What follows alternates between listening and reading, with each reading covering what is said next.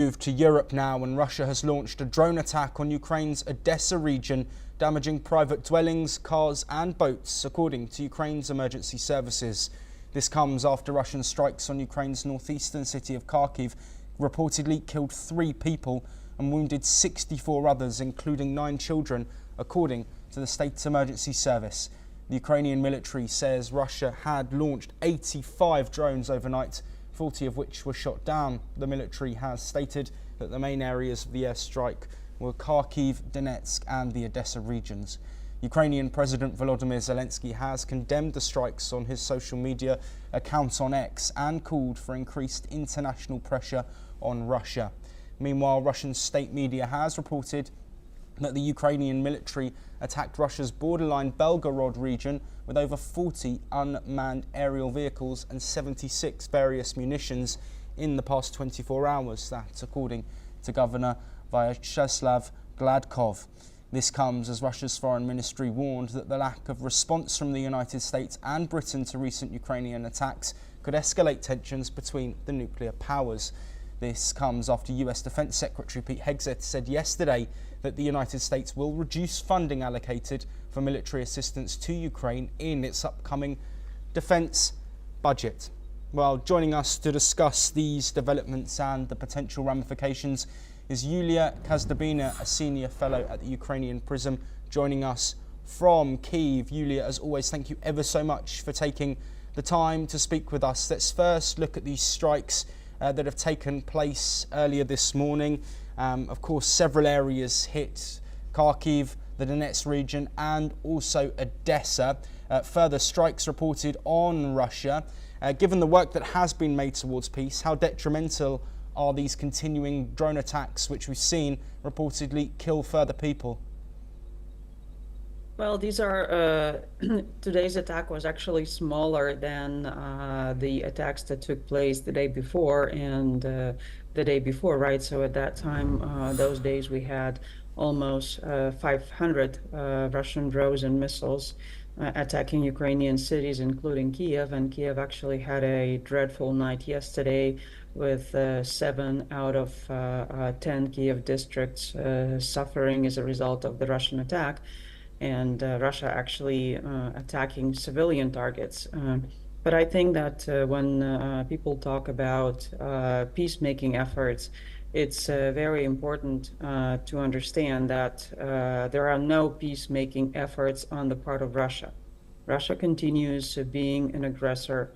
And when people talk about Ukrainian strikes on the Russian territory, if you follow the geography of Ukrainian strikes, Ukraine strikes Russian military facilities, Russian military production facilities, and Ukraine's strategy in this war now is to undermine Russia's ability to continue conducting the war against Ukraine.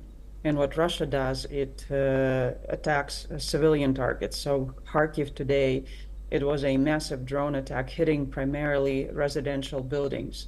And the number of casualties very often is a result of Russia using shrapnel in its Shahed drones to make sure that it can strike as many people as possible, or as many, cause as much damage as possible. So, when Ukraine came and said, let's have a 30-day ceasefire on land, on sea, in the air, and then let's sit down and talk about a peace deal, Russia said no, we want, and they made these ultimatum demands and said that we're going to continue attacking you until you accept our demands. So this is not about making peace.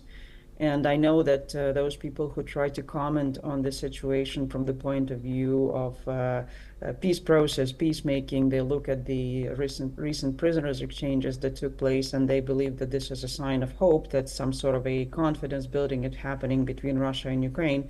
But this is not the case. It's very important for Ukraine to return its prisoners from Russia, because people are being tortured in Russia, and there are cases of people dying in Russian captivity because they are not fed properly, because they are beaten up to death. It's important for us to return our prisoners of war, but we also understand very well that Russia continues the aggression and that Russia has large Ukrainian territories under its control. And so it's very easy for it to get more prisoners and to exchange. And so this, to us, this does not signify anything. And also given the way they conduct those exchanges, when they also try to dictate their conditions in the course of the exchanges, we understand that this is not about peace. And so we are forced to continue defending ourselves by degrading Russia's ability to wage aggression against us. Yes, Yulia, I want to look at these comments from Russia's foreign ministry, talking about a lack of comment and response from the United Kingdom and the United States over Ukrainian attacks on Russia. What do you think about this comment, given that you've just said that the Ukrainian strikes on Russia are military targets and the other way round, in your opinion, is civilian? Do you think this is Russia trying to push a narrative in this war?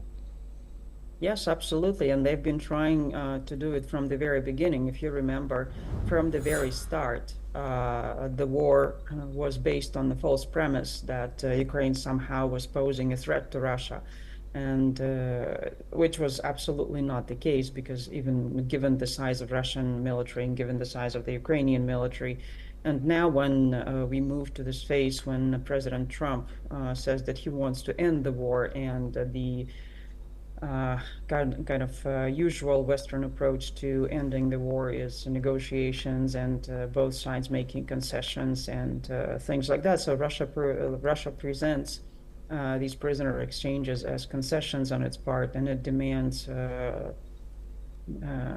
So basically, Russia's goal in this case is to shift the blame on Ukraine and say that Ukraine is the reason why the peace talks are not progressing.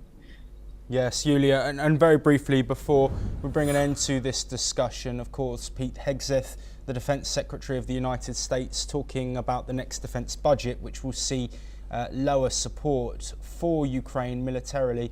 How significant is this, or is this expected from Ukraine, and who will be able to step up if this war continues past this year into next? Well, we had no expectations that the U.S. was going to continue supporting Ukraine. We were ready for that. Of course, for us, this diminishes our ability to continue defending, but at the same time, we see that European Union and European countries are stepping up their defense production. They're developing their defense industrial base because they understand, and we hear more and more from, for example, German side yesterday that they have evidence that Russia is preparing to attack a NATO country, and we see increased Russia's aggressiveness in the Baltic Sea. So we're hoping that when the US plays a smaller role in European security, which they clearly state they're going to do, that Europe will embrace Ukraine as a partner in countering Russian aggression, and we will keep receiving support because Yulia. this is a part of European security. Yes, Yulia, thank you ever so much for joining us and